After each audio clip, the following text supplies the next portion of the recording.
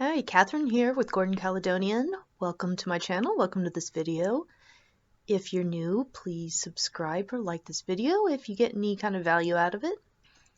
Anyway, this is the first practice session for Russian based off of this ancient book using a BBC article and just writing and listening.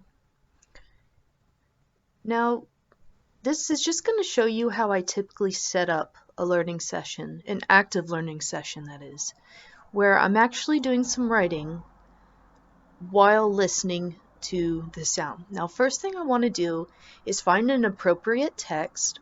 If I go to BBC Russian, you see I have all kinds of news stories.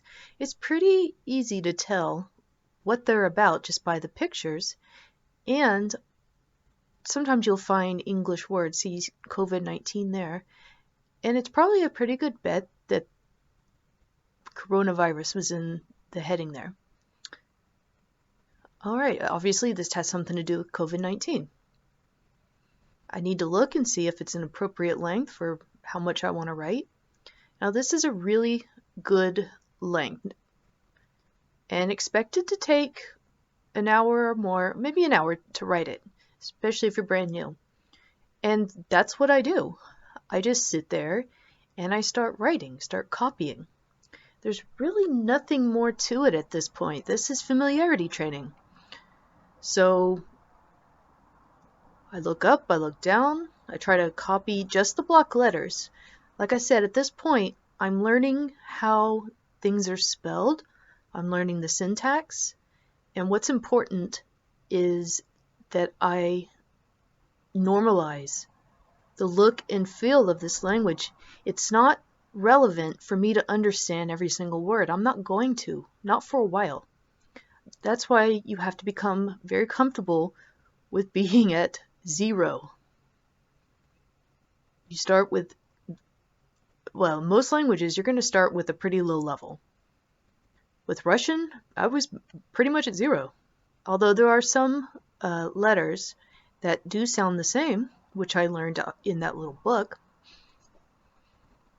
And even though it's been a little while since I've actively studied, I can already start recognizing some of the more common ones. I do remember the sounds of these letters, although there are a lot of spelling rules and pronunciation rules, so based on the placement of the letters, it could change the way that it's pronounced.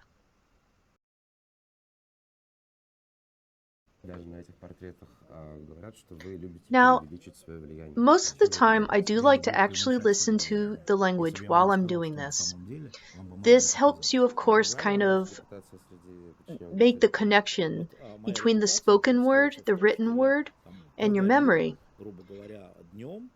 Familiarity training, the importance cannot be overstated, and you need to do this from the very beginning. If I really, really want to learn Russian, which is considered a very difficult language for English speakers, then I have to normalize the way it looks, the way it sounds, the way it's spelled, the way it's structured, all of it. And even if it seems tedious and a waste of time to do training in this way, I can tell you that it's not. And in fact, the more you do this, and you do it in other languages, the more efficient your brain becomes at storing and retrieving this information. And I think that's a worthwhile investment for you to just sit down and fill up some notebooks with the writing. How else do you expect your brain to grapple with something as big as a language? But instead of feeling overwhelmed, you should just feel like, all right, this is just another step towards proficiency. This is just more work that will be behind me, right? And with this method, I have been able to reach proficiency with several languages. And it just becomes a process. And I trust in myself in the process that if I do the investment, give it the time it needs, give it the energy and the focus, that it will pay off. And I'm absolutely certain that I will reach proficiency in Russian if that's what I want. Alright, so that's basically how I structure one of these sessions.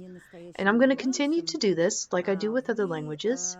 Farsi is the other one that I'm actively studying, although I will refresh the others. Again, if you find this valuable or you'd like to know more, then please comment, please like, and subscribe. See you later.